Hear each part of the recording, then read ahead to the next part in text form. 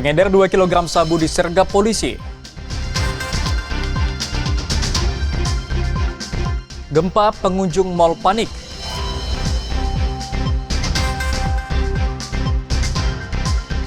Budidaya ayam American Silky.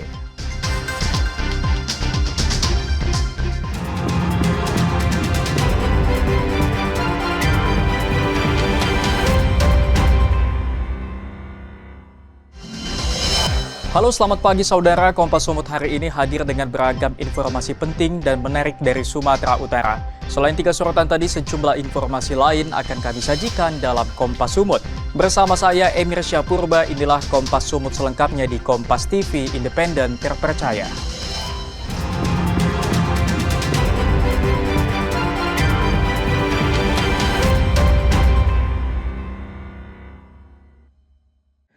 Saudara, 4 orang pengedar narkoba jenis sabu disergap personil Satres Narkoba Polrestabes Medan di kawasan Medan Petisah. 2 kg sabu disita.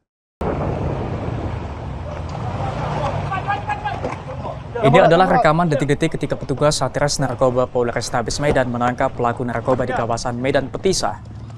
Mana barangmu? Saat ditangkap, pelaku sudah mengendarai sepeda motor dan diduga hendak mengantarkan narkoba kepada seseorang. Dari jok sepeda motor pelaku, petugas menyita 1 kg sabu. Petugas kemudian melakukan pengembangan dan menangkap 3 pelaku lain berikut barang bukti tambahan 1 kg sabu, 40 butir pil ekstasi, serta 10 bungkus pil Happy Five. Kasatres Narkoba Polrestabes Medan, Ajun Komisaris Besar Polisi Tommy Arwan menyebut 4 pelaku yang ditangkap dalam kasus ini berstatus sebagai kurir dan pengedar. Mereka juga berstatus residivis dan telah merencanakan peredaran sabu sejak masih dalam penjara. Kita perkirakan dari hasil interogasi bahwa mereka sudah cukup lama melakukan kegiatan ini. Didasarkan dari interogasi bahwa para pelaku ini bertemu di LP dan mereka masuk LP itu lapas dengan kasus yang sama, itu kasus narkotika. Dan sehingga pada saat mereka keluar, mereka masih menjalankan kegiatan mereka mengedarkan narkotika ini. Kini 4 pelaku terancam penjara selama lebih dari 5 tahun atau dapat dihukum dengan hukuman mati karena dijerat dengan Undang-Undang Nomor 35 Tahun 2009 tentang narkotika. Ferry Irawan, Kompas TV, Medan, Sumatera Utara. Saudara, hanya karena harta warisan seorang adik di Kabupaten Simalungun tega membunuh abang kandungnya. Pelaku juga menganiaya istri korban dengan senjata tajam. Seorang pria di Kabupaten Simalungun berinisial JG berusia 60 tahun tega membunuh abang kandungnya RG hanya karena berebut harta warisan. Korban ditusuk di rumahnya di Desa Merdinding, Kecamatan Pematang, Silimakuta akhir April lalu. Peristiwa ini bermula saat JG mendatangi rumah abangnya dan meminta menyetujui penjualan sebidang tanah warisan. Namun korban tidak menyanggupi permintaan JG dan terjadi cekcok. Pelaku yang telah membawa pisau kemudian menusuk bagian dada dan perut korban, bahkan istri yang berusaha melerai turut menjadi korban.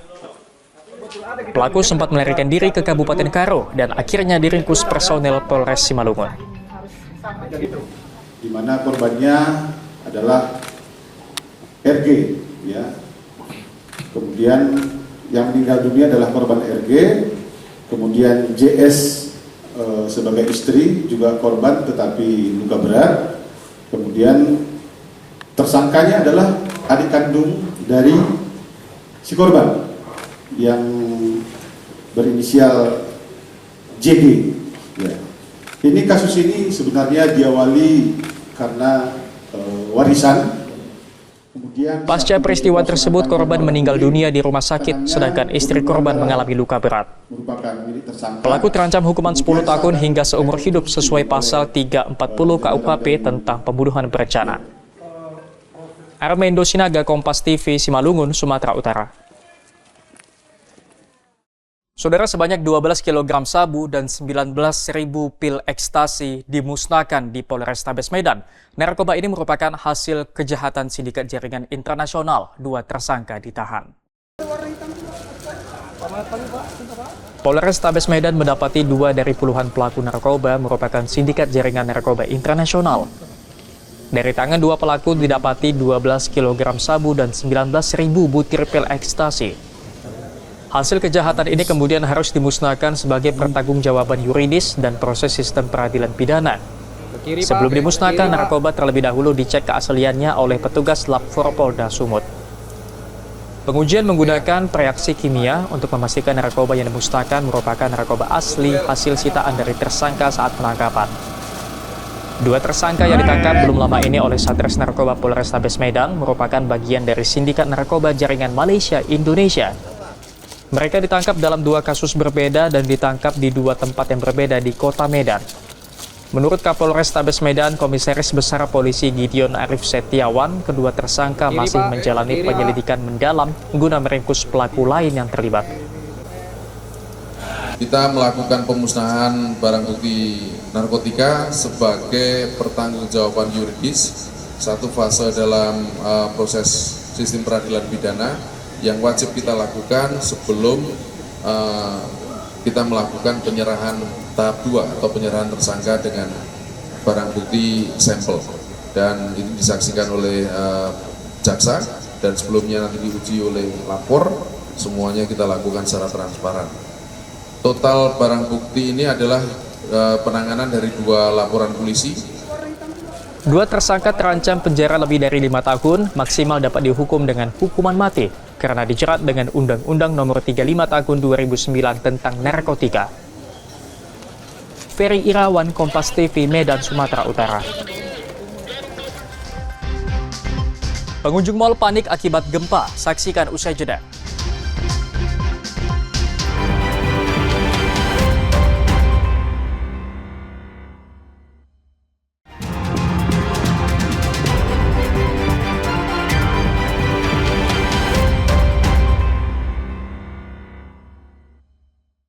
Masih bersama saya Emir Syapurba dalam Kompas Sumut. Saudara, gempa berkekuatan 6,2 skala Richter yang mengguncang Provinsi Aceh dan Sumatera Utara menyebabkan sejumlah pengunjung di pusat perbelanjaan di Kota Medan panik.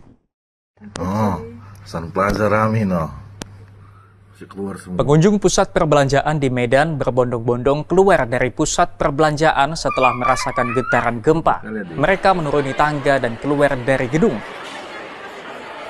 Peristiwa yang terjadi Minggu sore ini merupakan dampak dari getaran gempa yang berpusat di Aceh Barat dengan kekuatan 6,2 skala Richter. Gempa terjadi di saat warga sedang asik mengisi libur panjang menyambut Hari Besar Waisak. Beberapa pusat perbelanjaan yang sempat panik antara lain Sun Plaza, Ring Road City Walk, dan Hermes Palace. Dari pantauan Minggu sore belum ada laporan kerusakan fisik bangunan atau infrastruktur jalan akibat gempa yang terjadi di Kota Medan.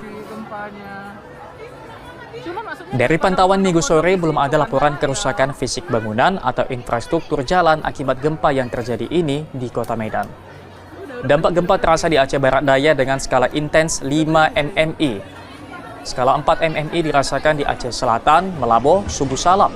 Gempa juga terasa hingga ke Kota Medan, Sumatera Utara dengan skala 3 mmi. Dedi Zulkifli Terigan, Kompas TV, Medan, Sumatera Utara.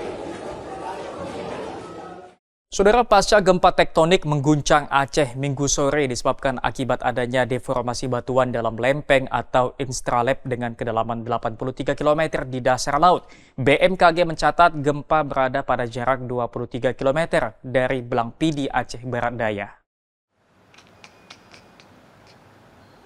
Balai Besar Meteorologi, Klimatologi, dan Geofisika Wilayah 1 Medan mencatat epicentrum gempa tektonik berada pada jarak 23 km dari Belang Pidi, Aceh Barat Daya.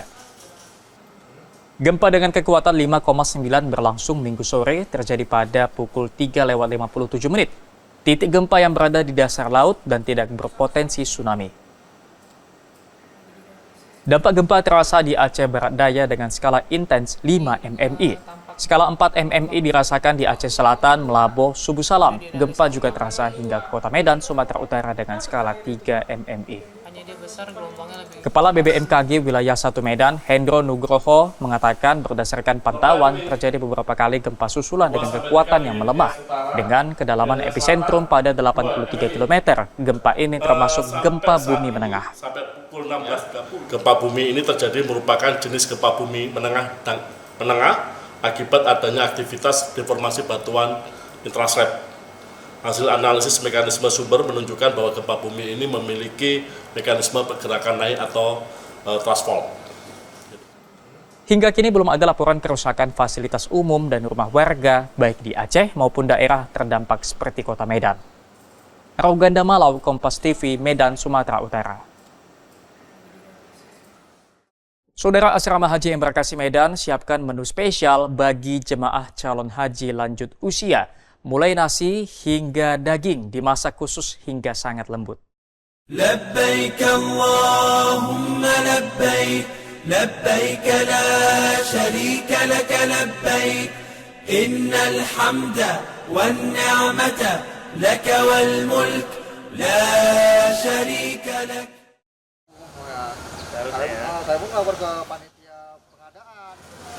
Setiap hari dapur Asrama Haji Embarkasi Medan ini menyiapkan ribuan porsi untuk konsumsi jemaah calon haji dan petugas.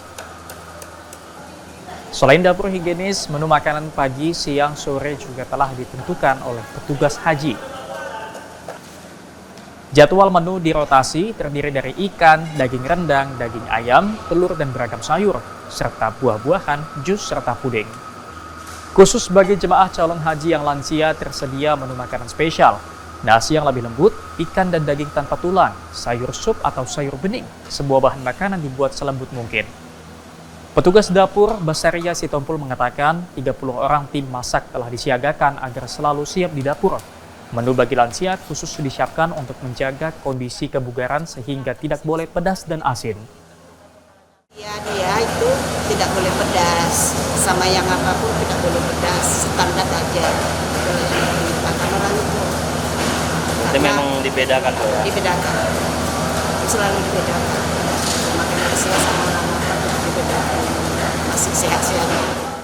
Jemaah calon haji Zubaidah Jairo mengaku menu makanan yang disediakan pas dengan seleranya. Dagingnya lembut sehingga tidak menyulitkan saat mengunyah. Tidak pas garamnya. Jadi ini sesuai sama selera ibu lagi. Selera mah kayak ke sini datangnya ya Pak. Jadi hari ini makannya pakai apa nih? Boleh dikasih tahu? Apa? Makannya pakai apa lauknya? Lauknya. Kalau kami dia, kalau yang ini ikan apa sup, daging kan yang ini. Untuk dagingnya keras nggak Bu? Enggak. Bagi jemaah calon haji lansia dan disabilitas, Asrama Haji Embarkasi Medan juga menyediakan tempat makan khusus yang terpisah dengan ruang makan utama. Lokasinya menyatu dengan gedung hotel jemaah agar tidak menyulitkan. Rauganda Malau, Kompas TV, Medan, Sumatera Utara. Budidaya ayam American Silky menjanjikan, saksikan usai jeda.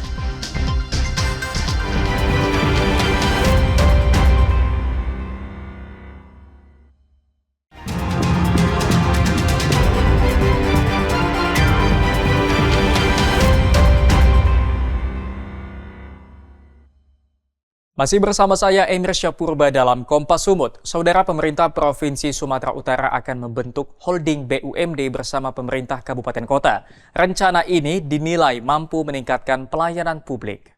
Hadirin yang kami hormati, kita dengarkan sambutan Pelaksanaan pembangunan berkelanjutan di Provinsi Sumatera Utara akan dilakukan dengan membentuk holding badan usaha milik daerah BUMD. Holding BUMD ini nantinya akan meningkatkan SDM dan pelayanan publik. Wacana ini tertuang dalam Musyawarah Perencanaan Pembangunan Rencana Kerja Pemerintah Daerah 2026 Sumatera Utara yang berlangsung Senin di kantor Gubernur. Musrenbang ini dihadiri perwakilan dari Kementerian Dalam Negeri, Kementerian Pariwisata, Kementerian Investasi, Kementerian Perencanaan Pembangunan Nasional, Forkopimda Kabupaten Kota, serta perwakilan BUMD. Di hadapan peserta musyawarah, Gubernur Sumatera Utara Bobi Nasution menyampaikan akan mendorong pemerintah kabupaten kota untuk merangkum kebutuhan dalam percepatan pembangunan. Untuk sasaran makro pembangunan disebutkan akan ada insentif fiskal untuk mendorong kinerja dan pelayanan publik di daerah masing-masing.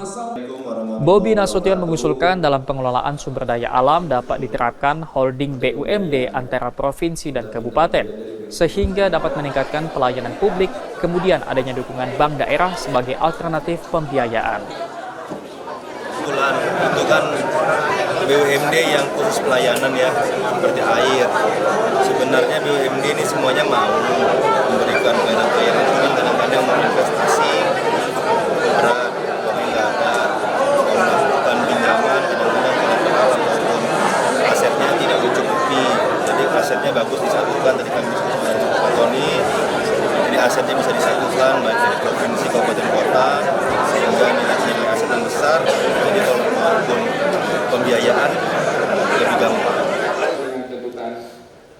Seluruh OPD diminta agar tidak asal melakukan penganggaran seperti temuan anggaran yang tidak masuk akal, tusuk gigi, dan busi racing yang jumlahnya sangat besar. Roganda Malau, Kompas TV, Medan, Sumatera Utara. Saudara, prihatin dengan pendidikan anak-anak pesisir, sekelompok mahasiswa dan pelajar buka sanggar rumah edukasi di Desa Bagan Percut, Kabupaten Deli Serdang. Di sini, anak-anak putus sekolah diajarkan membaca dan menulis. Sebuah bangunan terbuka tanpa dinding di Dusun 19, Desa Bagan Percut dijadikan sanggar rumah edukasi anak pesisir. Di sini ratusan anak-anak yang mayoritas putus sekolah berkumpul untuk belajar membaca dan menulis di setiap akhir pekan. Tidak hanya anak-anak putus sekolah, sejumlah siswa sekolah dasar yang membutuhkan pendampingan dan pembelajaran ikut menjadi peserta. Sanggar Rumah Edukasi Anak Pesisir yang dibangun pada Juni tahun 2022 berawal dari keprihatinan sejumlah relawan yang terdiri dari mahasiswa dan pelajar melihat banyaknya anak-anak di pesisir yang minim literasi. Untuk semakin menarik minat anak-anak, sesekali para relawan mengajak anak-anak untuk berdiskusi atau belajar membaca di atas kapal milik nelayan. Tujuannya untuk meningkatkan literasi dan minat baca untuk anak-anak pesisir, karena di pesisir ini masih banyak anak-anak yang tidak peduli, yang masih kurang untuk membaca dan literasinya sangat rendah, sehingga mereka lebih memilih untuk bekerja atau mencari ikan daripada membaca atau belajar. Warga di sekitar Sanggar Rumah Edukasi Anak Pesisir mengaku sangat terbantu dalam meningkatkan kemampuan pendidikan anak-anaknya. Beberapa anak didik di Sanggar Rumah Anak Pesisir ini bahkan mampu meraih prestasi membanggakan di sekolah. Perubahannya anak ini asal mau belajar datang. Perubahannya itu aja lah. Dia mau belajar, perubahannya. Oh, berarti niat belajarnya makin tinggi ya? Makin tinggi belajarnya itu.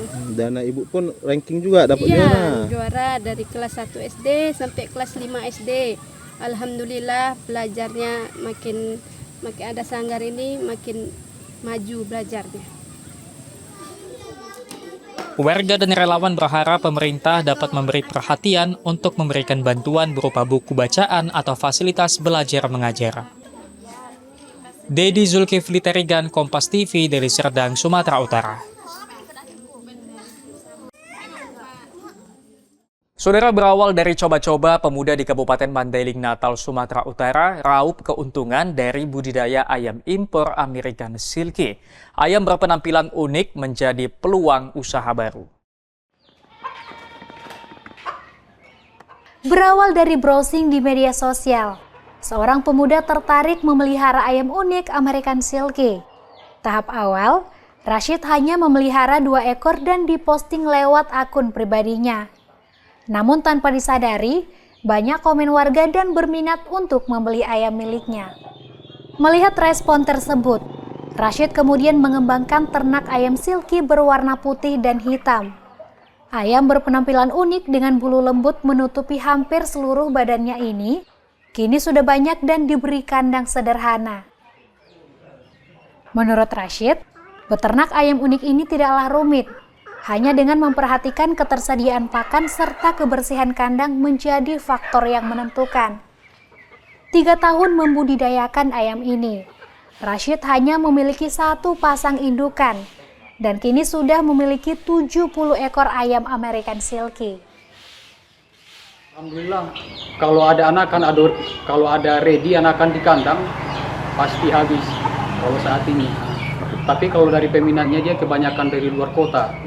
Dikirim misalnya ke Padang Sidimpuan, ke Rantau Prapat, ke Medan juga pernah diantar di sekitar. Artinya cukup menjanjikan lah di sini? Iya, cukup menjanjikan. Oh, untuk kendala sendiri selama ternak ayam seperti ini, untuk kendala yang kita Kalau kendalanya paling sekarang kan pakannya lagi mahal. Pemuda asal Kelurahan Siantar, Kabupaten Mandailing, Natal ini mematok harga ayam silky Rp200.000 per pasang anakan. Peminat ayam American Silky kini berkembang, tak hanya di Kabupaten Madinah, namun luar daerah seperti Medan, Padang, Palembang, hingga Sumatera Selatan. Tim Liputan Kompas TV, Mandailing, Natal, Sumatera Utara. Sampai di sini Kompas Sumut hari ini. Anda bisa menyimak video tayangan kami di kompas.tv atau menyaksikan secara langsung via streaming di kompas.tv/live. Kami undur diri, tetap saksikan rangkaian program berita di Kompas TV, independen terpercaya.